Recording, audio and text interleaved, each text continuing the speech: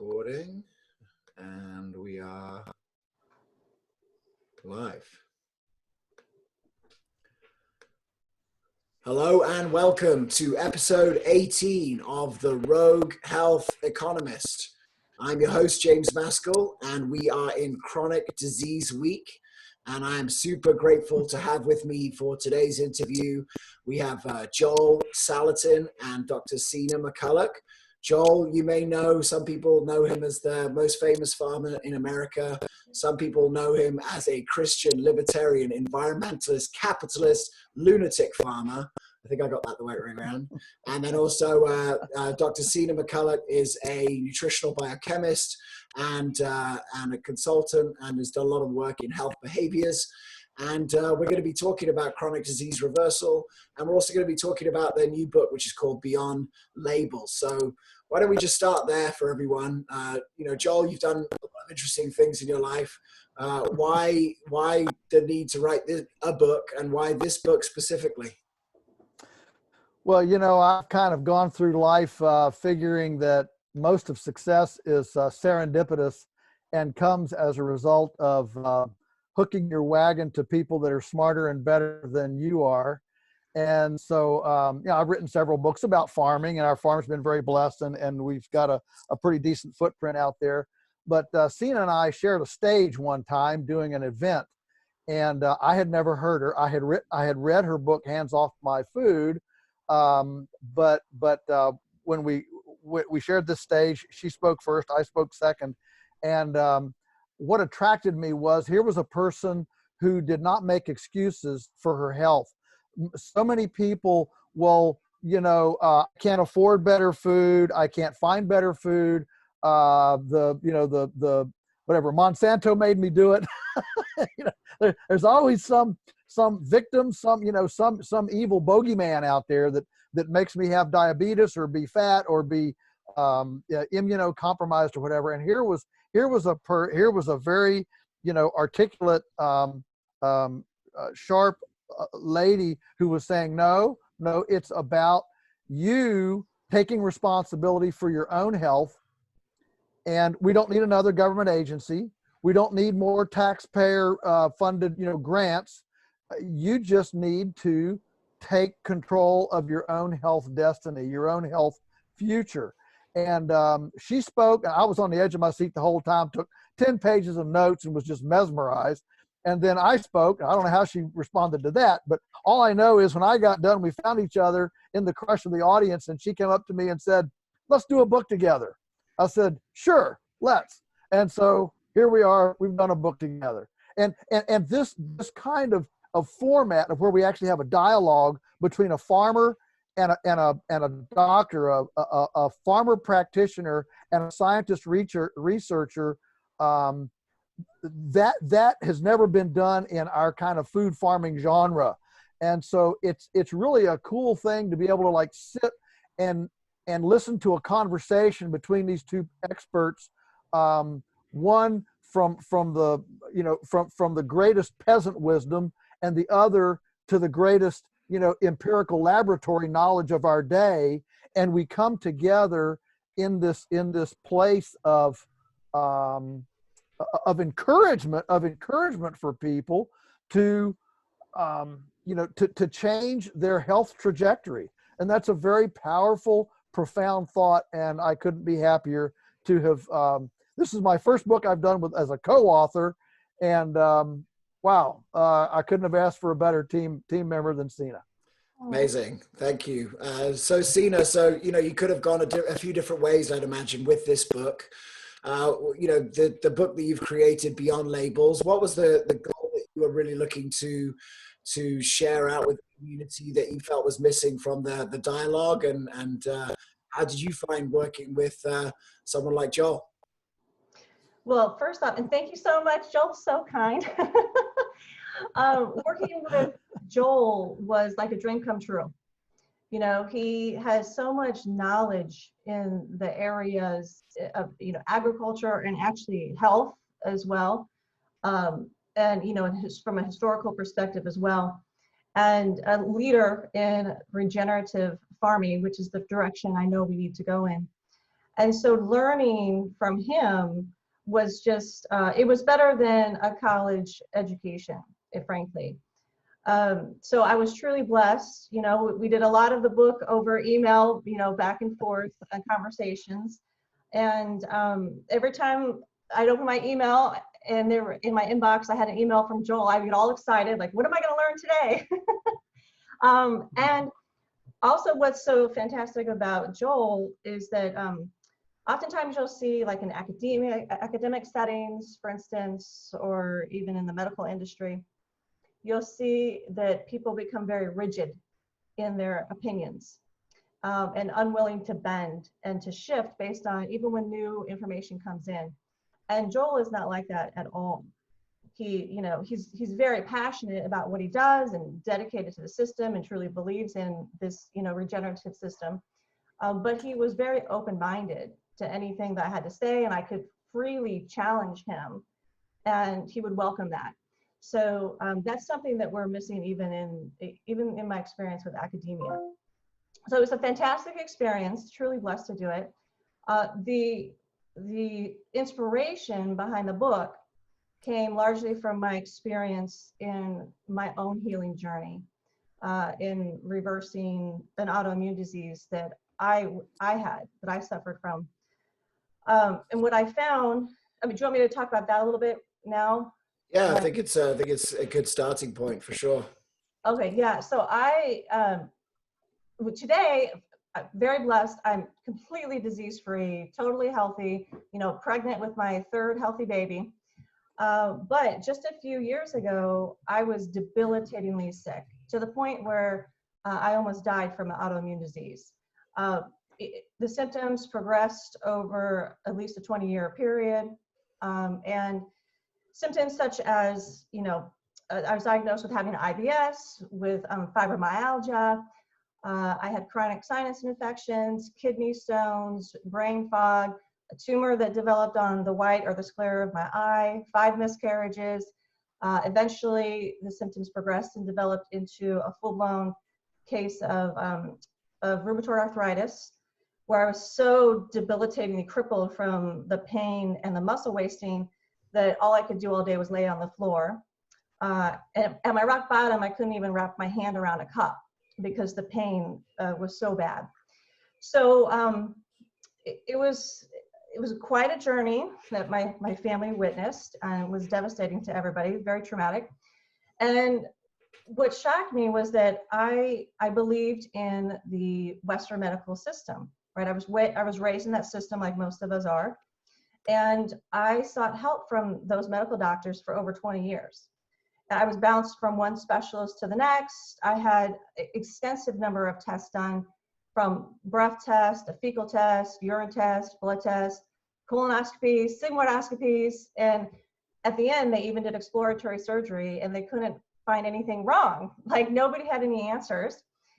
And then finally, the last specialist that I saw told me that the symptoms had to be in my head. So at that point, I realized, hey, I'm on my own, you know, and if I want to get better, I need to actually take responsibility and find my own answers. And at the time, I viewed it as the system failed me. Now I don't see it that way, because now I understand that what that system is built upon and what the medical doctor's curriculum contains. It's just a misplaced expectation. You know, we're expecting these medical doctors in that Western system to be able to help us prevent disease and reverse disease, but that's not actually what the curriculum trains them to do. Very, very good. They're top in the world with acute traumas, you know, emergency trauma, but not with prevention and reversal of disease. So my husband and I, he has a PhD in chemical engineering. So we became partners, like co-detectives, and we just scoured the medical literature looking for any answers. And eventually we were able to piece it together. You know, I had leaky gut and you name it. And because of my training, my educational background, I was able to implement a protocol of diet elimination, reintroduction, you know, whatnot. And I was able to, in the end, reduce it down to a handful of triggers, like triggers that were causing the disease. And what happened was I was getting better and then I got worse again. And that's when I found functional medicine.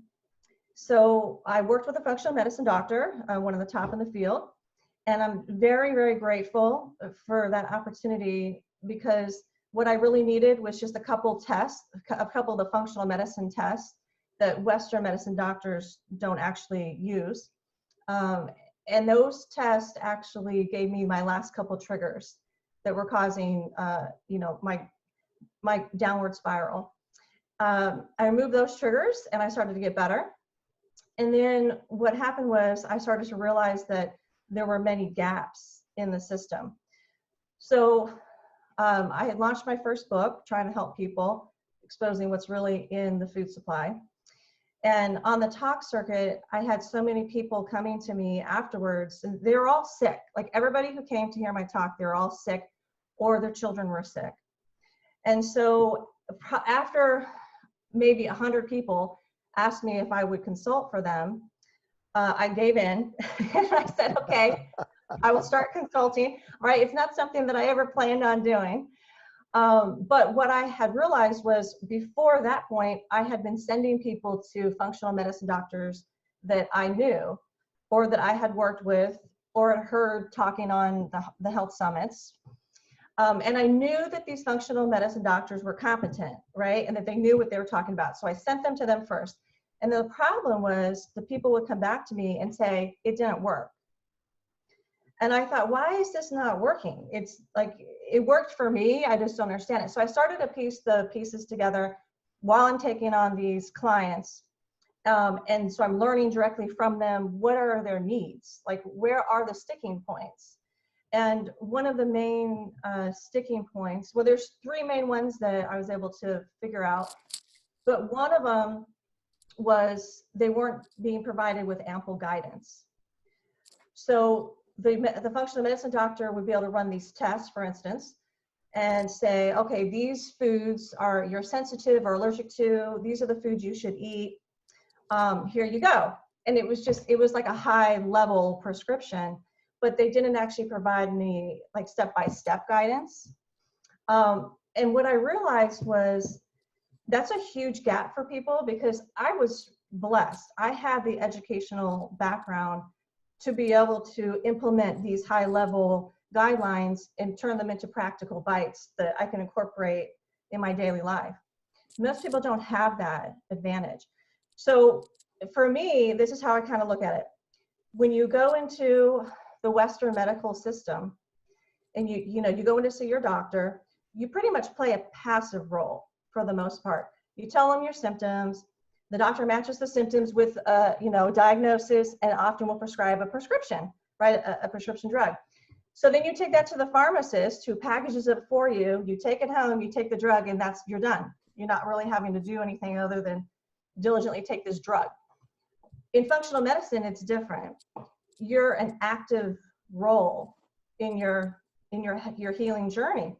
So when you go to the functional medicine doctor, it's expected from that practitioner that you are going to do the work, that you're going to actually change your diet and change your lifestyle. And that's a mismatch of expectation there. And because most of us are used to being part of this Western medicine system where we play a passive role, it's kind of a shock when you go over to the functional medicine side and you realize, well, wait a minute, you're not detailing it out for me. Like, I need you to write like a prescription and, step by step, so I can actually implement it and be successful. So there's a huge gap there. And I saw that gap, and that was the motive behind the book, is that this book takes you we call them practical bites. It's one tip at a time through the food supply, showing you, this is what's in the food. So this is how you implement this tip, and this is why you need to do it for your own health. So it is that step-by-step process that I think is missing in the functional medicine realm. Yeah.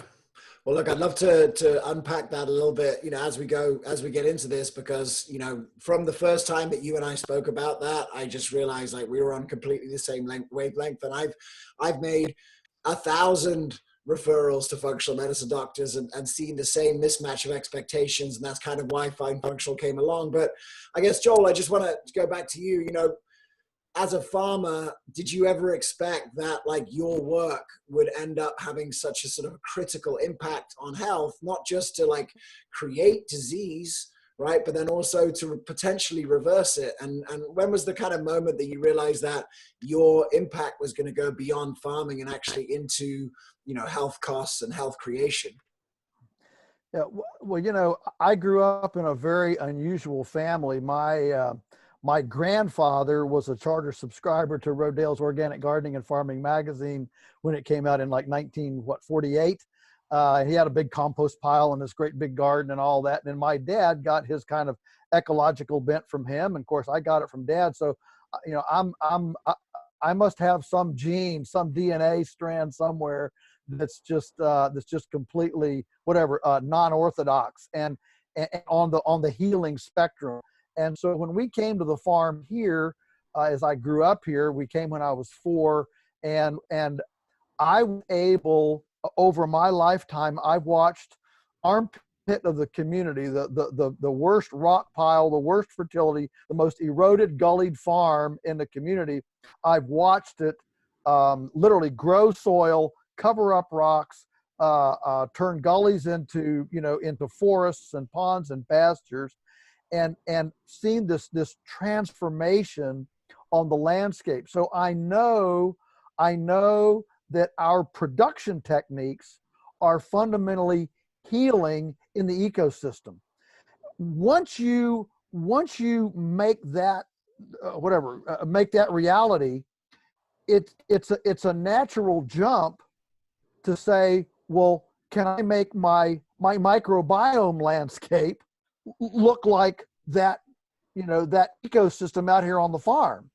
And so that was just a natural. So, you know, I grew up with Adele Davis and you know, Silent Spring, Mother Earth News, Organic Gardening and Farming magazine, and the relationship, all of these early gurus of our movement all made the relationship between soil and animal plant health and human health. And the whole idea was compost grows more nutrient dense plants than chemical fertilizer, that there are externalized costs from a chemical approach, and that it does matter if we honor the pigness of the pig and the chickenness of the chicken. And that's how we honor the Tomness of Tom and Merriness of Mary. You know, this whole kind of Eastern connectedness as opposed to Western disconnectedness. It's all about parts and pieces, as opposed, you know, it's all related and it's all, you know, a complex community. And so that just permeated my life. And so I've just been privileged to be able to bring that message. And now, of course, you know, we supply, you know, all these families, and as the farm grew and more customers grew, obviously our portfolio of testimonies for people who said, you know, they had, for example, you know, chlorine rashes when they got chicken in the store, and they got ours and didn't have any chlorine rashes. And then we started, you know, becoming friends with all the esoteric parts, you know, from crystals to, you know, pendulums and biodynamics and all. They started testing our food, testing our meat. You know, the weird, you know, functional medicine doctor types submitted it to this, you know, these subtle energy machines, and suddenly, I've never seen eggs that, you know, went off the chart like this, blah, blah, blah.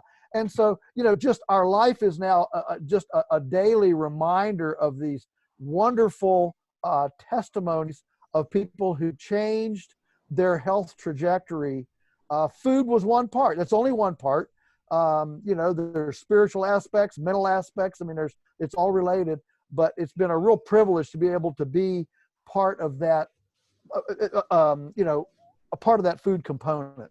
Yeah, beautiful. And I think, you know, it's really interesting to see that farmers, I think, definitely get it, especially farmers like yourself. They understand the ecosystem. They understand, that creating something that's healthy, and this kind of medicine, a systems-based approach, makes a lot of sense. And I can tell that you've been listening to this podcast, because negative externalities we did a whole episode on that, and you can see that in drugs, right? Side effects. And you can see that in farming, right? And the way that works. So, those concepts are very familiar here as well. So, Sina, going back to obviously now you're working and starting to communicate with Joel, and that the thing that he just shared there with regard to ecosystem development, how did that resonate for you in terms of reversing your autoimmune disease? Oh, that deeply resonated with me. See, Joel is one of the reasons I was able to actually reverse the disease that I had, because it was his food that I was eating. When I was really sick, because I was just laying on the floor, there wasn't much else I could do except try to research and help myself. I listened to we're talking hundreds of hours of the free online health summits, which is actually how I found you. And so I'm just absorbing all this information, trying to process it and piece together, my individual pieces of my puzzle. And one thing that I realized was source matters. The food source matters. And that's something that was never discussed, like throughout my whole doctoral training. The source of food was never discussed. So we would look at research studies, and it would be like, the question would be like, is red meat bad for you? Right? And the answer would always be, yes, it's bad for you. So I was raised in that kind of brainwash system. And what I realize now is that not only are there issues with who's funding these studies and, statistical analysis, which is another topic, but a big problem with them is that the researchers themselves are often not trying to look at source of food. So yes, red meat coming from, cows that are raised in industrial food processing, I would never recommend that to anybody. Cows eating grains all the time, a steady diet of corn, I'd never recommend that. And oftentimes those are the cows that are used in these studies that then researchers like me analyze, and we say, oh, well, the red meat's bad for you, and then that becomes part of our dietary guidelines. So I picked up on this through listening to these online health studies. And I'm fortunate that Polyface is about an hour and a half from me. So my husband started going over and getting me food from Polyface Farm. And up to that point, I couldn't eat meat. Like, my body just rejected eating all kinds of meat. When he got me the Polyface meat, I pressure cooked it, and I was actually able to eat it, and it didn't make me sick. So I started to make those connections, not only in the literature, through my, gaps that were in my curriculum, in my PhD program, and then through my own practical experience of eating the food. And so that was one of the key components too, that Joel and I wanted to get across in this book, is that it's one thing for a functional medicine practitioner to say, okay, go find, for instance, don't eat conventional chicken eggs, eat eggs that are pasture raised or free range.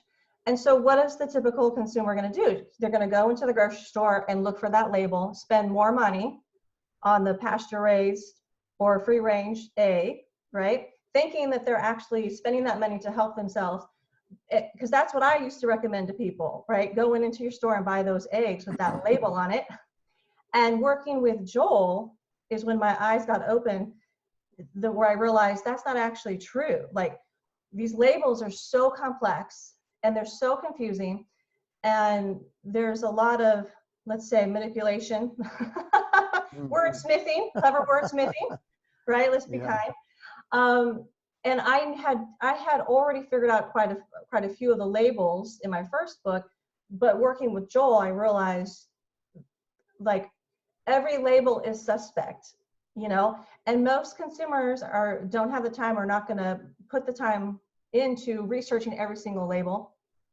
And so Joel helped me do that. He helped me to cut through all these labels and figure out, like, what are the actual good sources of these foods, right? what are the healing sort, what are the foods that are actually going to heal you, so that when the functional medicine doctor says to you, okay, eat these foods and not these, you're not going to walk into the grocery store and be like, well, where's that food? Like, and then be duped into spending more money buying something because of a label when it's not actually going to help you. Well, Joel, can you give us a like sort of a cliff notes of what you taught Sina so that everyone else can know? Well, let me give you an example. That might be the best thing. Let's take the phrase free range. Okay. Now, when I say the word free range, you and I and most people would say free range means a chicken out ranging out on pasture, on green grass, sunshine. That's what we think of. But the USDA definition means freely able to move all limbs to their extremity. Okay. Now, I guarantee you that if I just took a bunch of moms off the street and put them in a room and said, please define for me what this phrase means, free range chicken, not a single one of them would give me the definition, the ability to move all appendages to their extremity. That's not what they're thinking. They've got these bucolic, pastoral, chickens and all that in their minds. And so what happens is you have all of this seeming information on a label, but it's, as Sina said, it's a lot of it is playing on people's ignorance with clever phraseology to move people into a place they think is safe, but it's actually a permutation of the industrial system. And so that's why in the book we have a very, I can't believe, Sina, we've gone this far in the program and not used the word continuum yet. So I get to be the first one to use the word continuum. So Sina conceived of this wonderful idea in the book. Look, we both realize, we both engage every day with people for whom this is a brand new world. I mean, just this morning on our farm, the phone rang, and it was a guy. He'd come out a week ago. The stores were out chicken, so a lot of people are coming out getting different, looking for food. We're actually rationing food right now. And this guy came out, bought 5 chickens for the next month for he and his family to eat. And he said, he called this morning, he said, I have to come back out tomorrow. We ate them all in a week. We can't get enough of this stuff. We've never had anything like this before. And what it is, it's his body and the family's, microbiome screaming to them, this is satiating. This is actual nutrition. This is actually feeding me. And so I want people to think that we're putting, methamphetamine or crack in our chickens, creating addicts. What it is, it's actual nutrition. I mean, I had a lady one day, she came in with this 6-year-old boy. He was very small. He probably didn't weigh more than 40 pounds, very small for a 6-year-old. And she said, he just won't eat. He just won't eat anything, never has an appetite, nothing. And so she bought a couple dozen eggs. She called me 3 days later and said, he's eating 6 eggs at a time. I can't fill him up with these eggs. Why? Well, because they were true nutrition.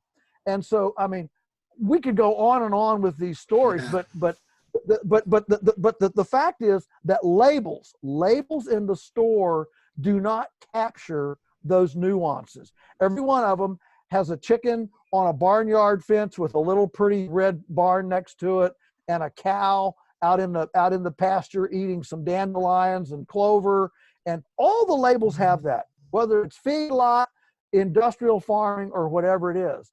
And so our continuum is, we understand that there are people every day that are coming to an interest, a search. They could be coming out of the Sheetz filling station where they've been eating. They could be coming out of Kroger's. They could be coming out of Whole Foods. They could be coming out of anything.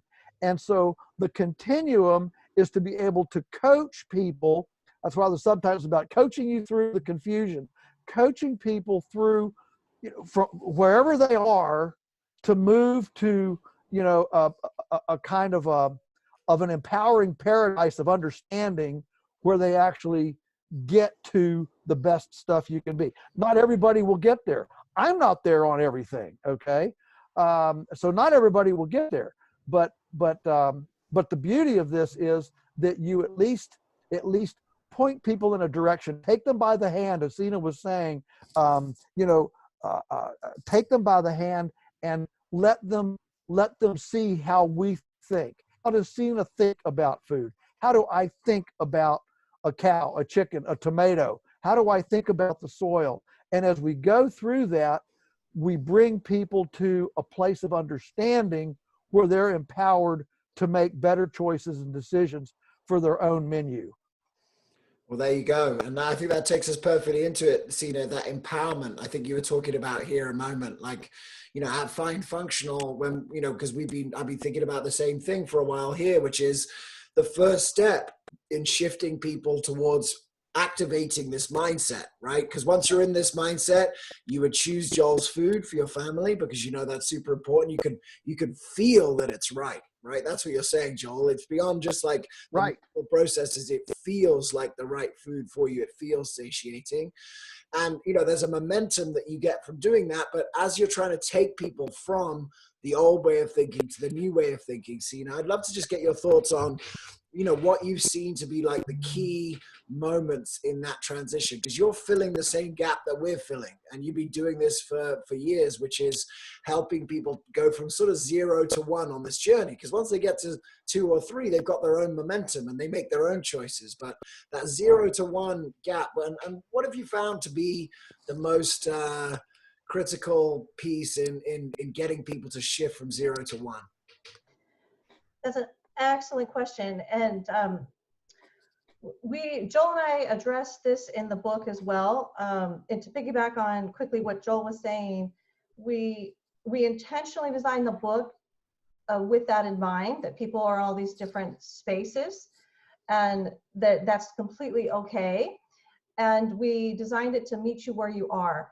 And I think that is the first critical component. There's no judgment. Like, don't judge somebody, don't put them down, but just meet them in the space where they are and help to encourage them to get to the next space. So that's what we first started to do.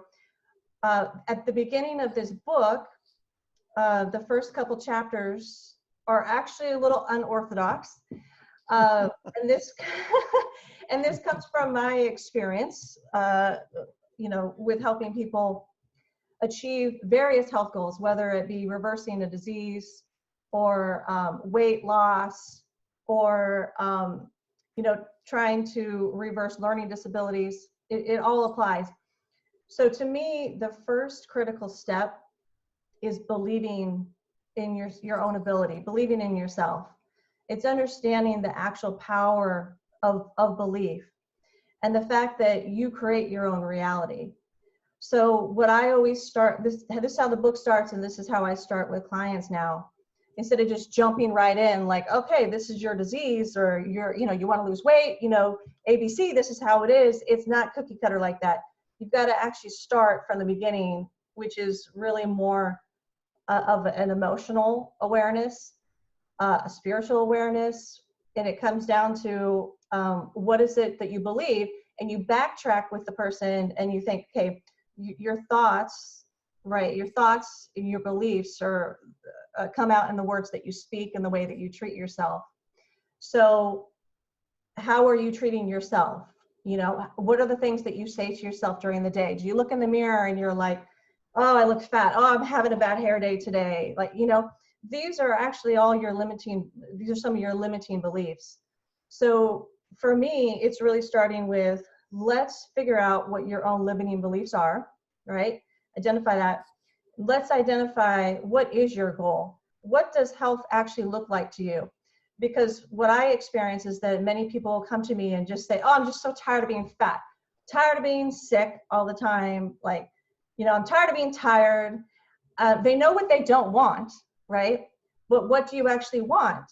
And they'll just say, oh, I just want to feel good. Okay, well, let's define what health actually is to you, because it's an individual process. You have to have the goal. You have to have that in mind and actually visualize it so that you can become it. You can make it happen with your power of belief. I guess one of the things I'm just hearing from both of you is that this tape, you know, when I heard beyond labels, I really sort of didn't get it. But now I hear there are like food labels, right? Like cage free, right? There are diet labels, right? Like paleo and so forth. But there's also disease labels.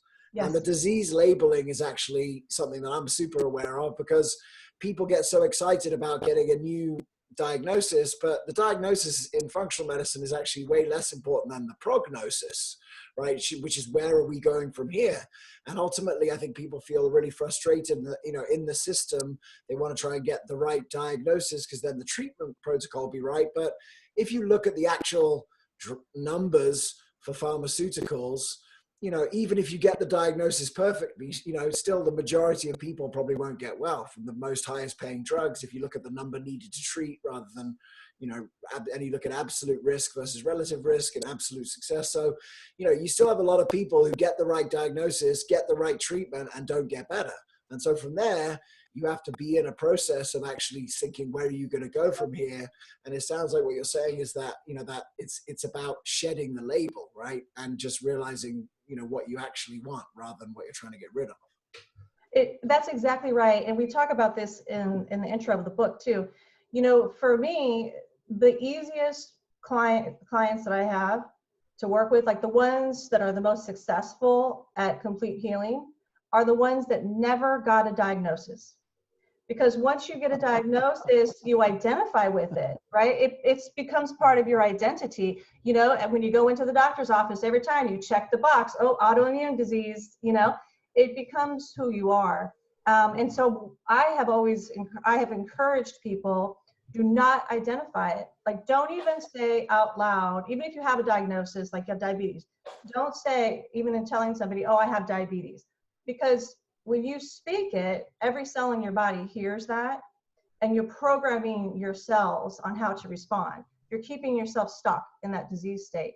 So yes, you're absolutely right. We're trying to shed the food labels, you know, get to the bottom of the food labels, help you find healing foods. We're trying to shed the concept that, like, there's one diet that is going to be great for everybody. Like, oh, now do the paleo, or now keto is the latest fad diet.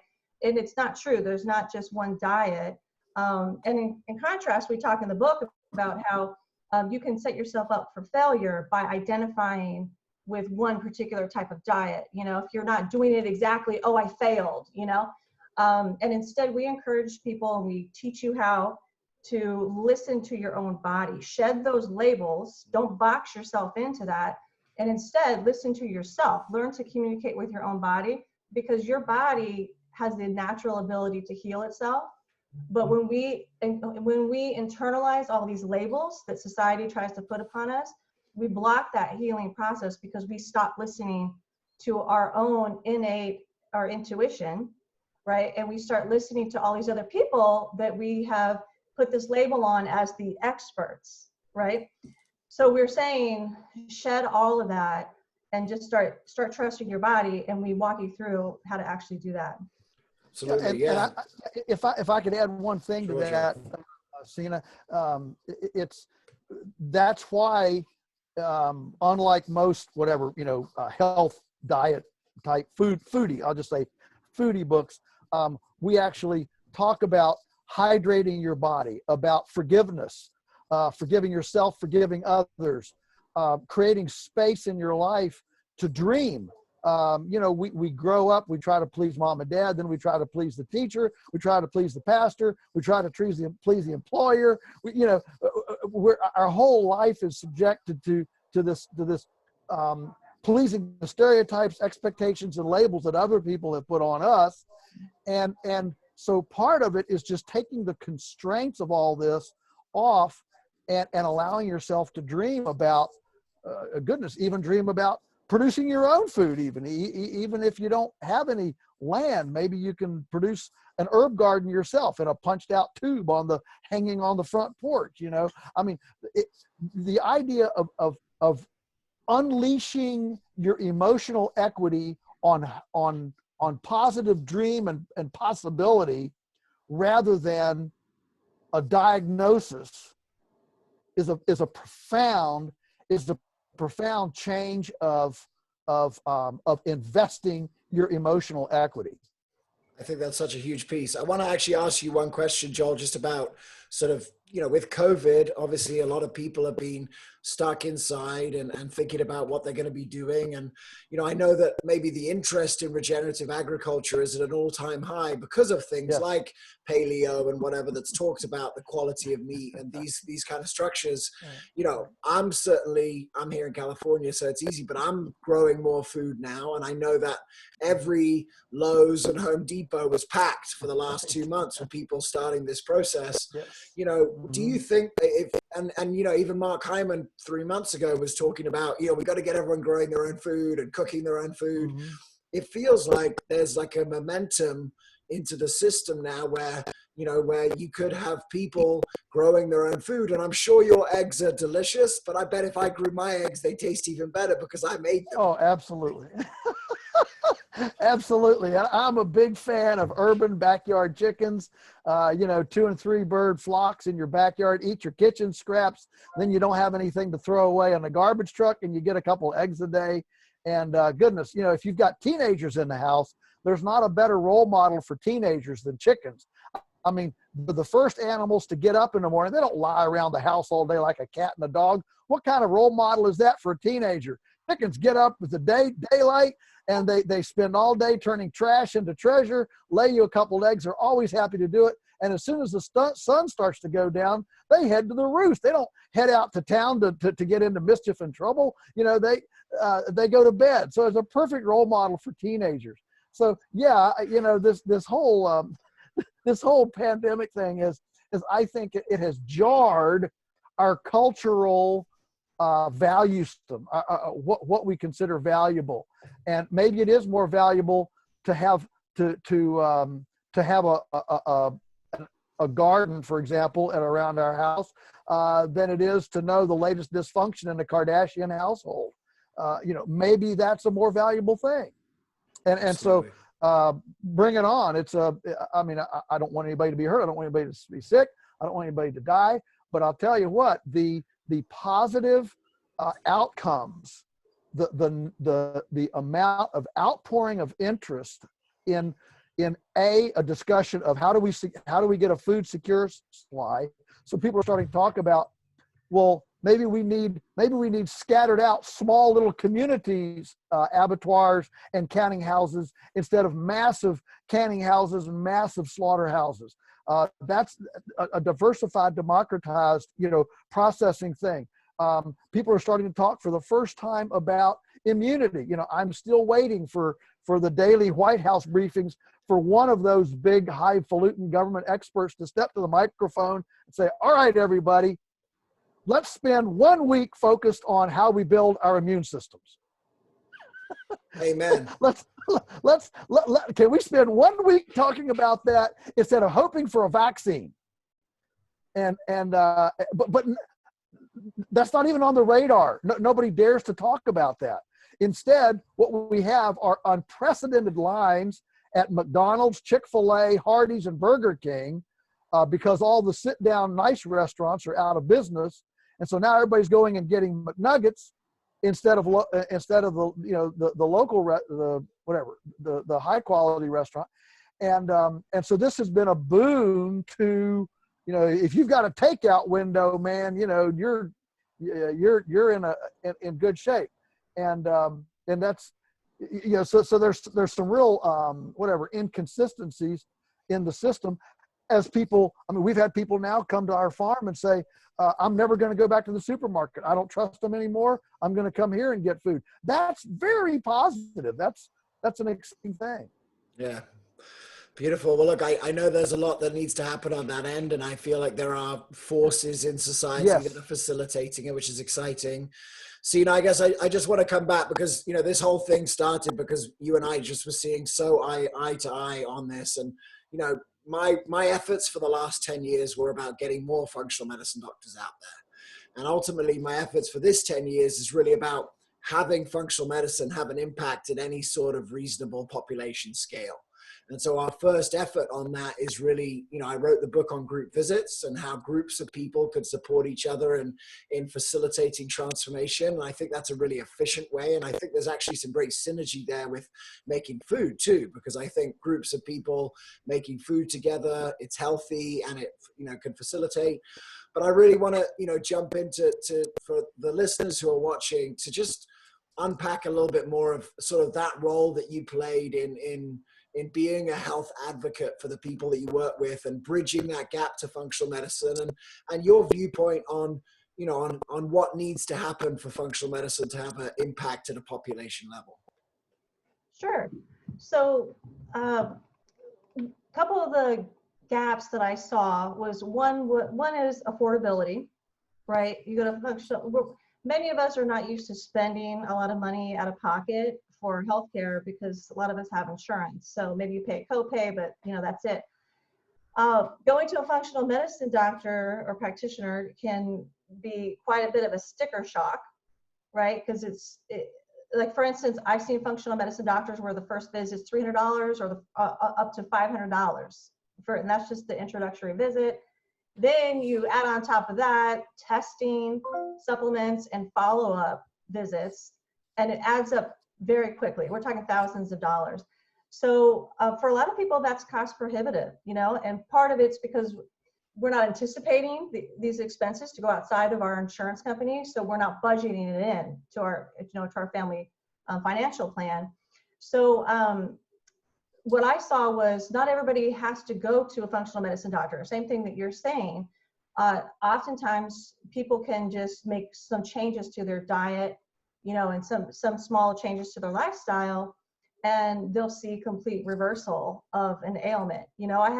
I've helped people with all kinds of conditions, from psoriasis to ADHD, to candida overgrowth that the Western doctors couldn't kill off with, all their medications, to rheumatoid arthritis, to lupus, and we were able to get these conditions reversed completely without having to go and do all these tests that are so expensive.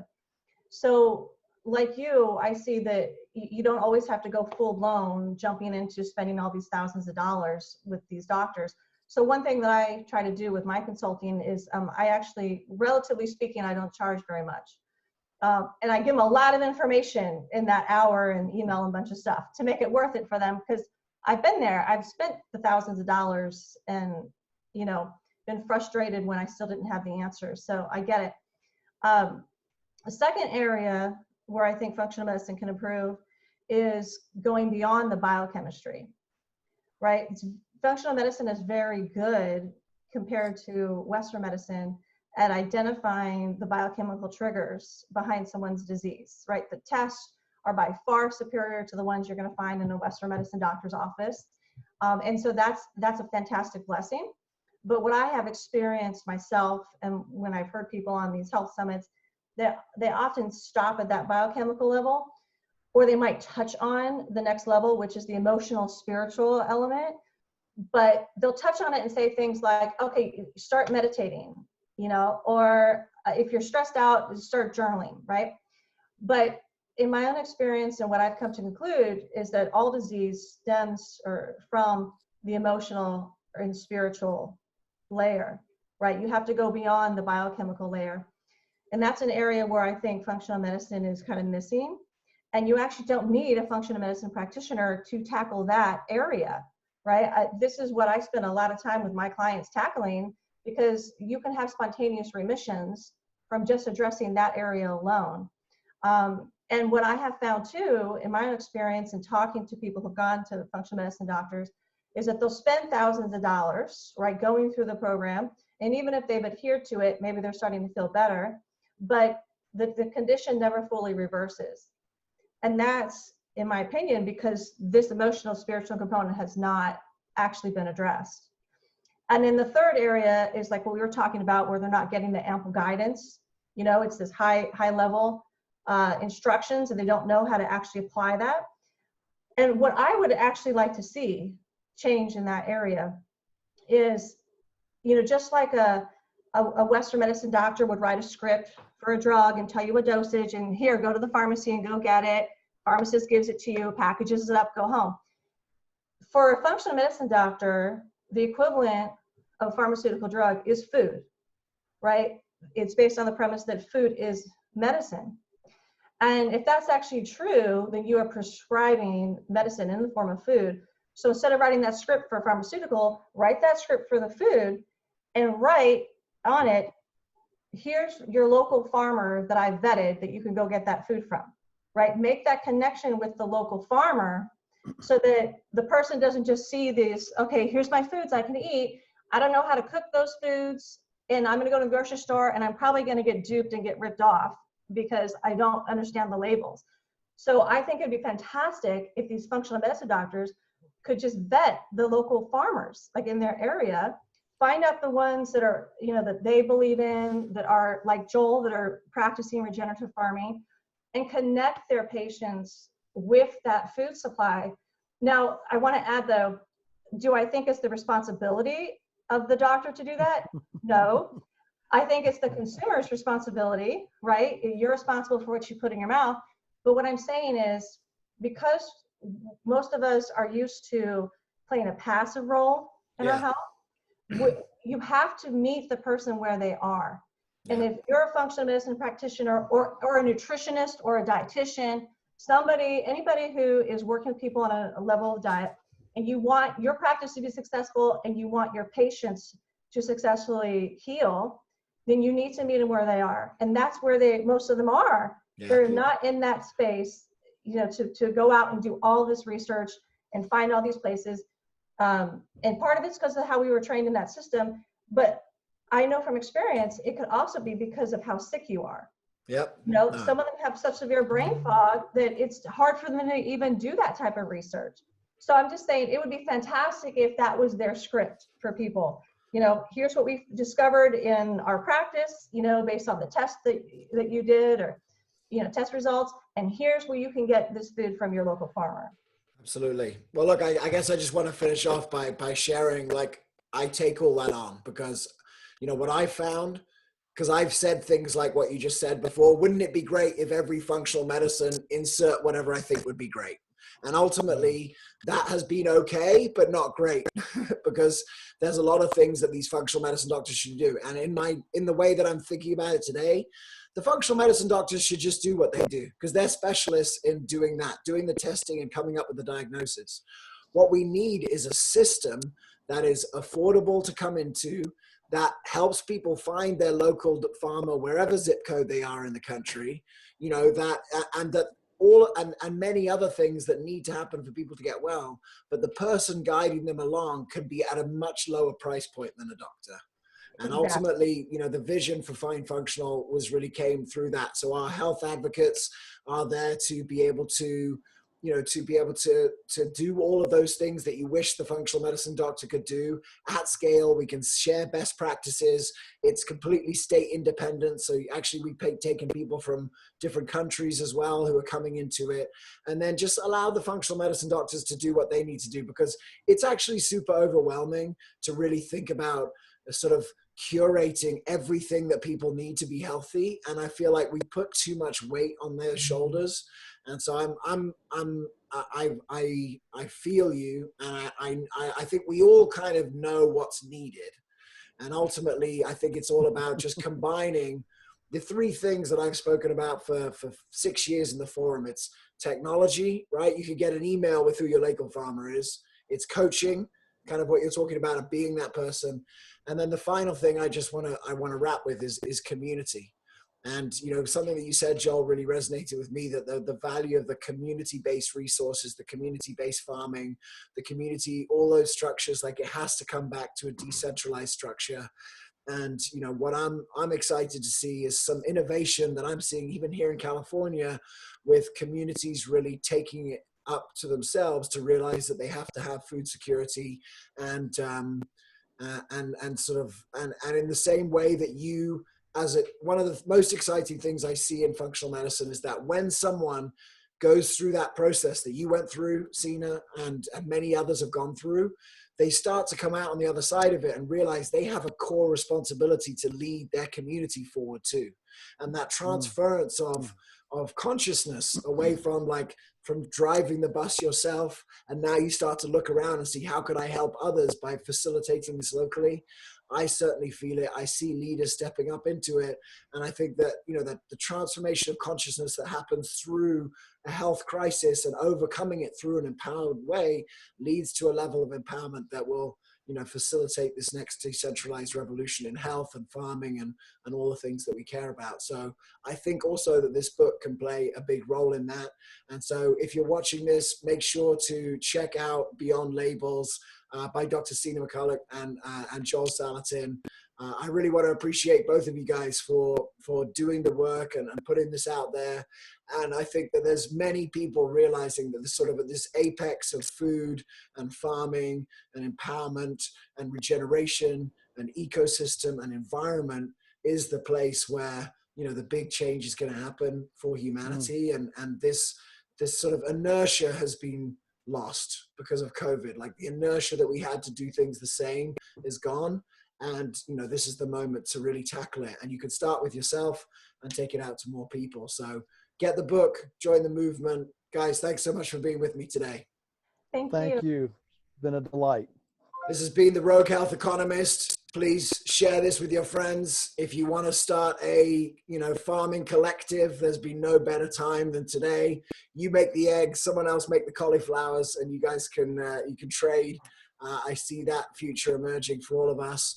And thanks so much for being here. We will be back next week with visionaries transforming healthcare.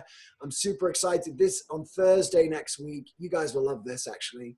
We're going to be interviewing Paulette Jordan, who is running for Senate in the state of Idaho on a platform of functional medicine for everyone.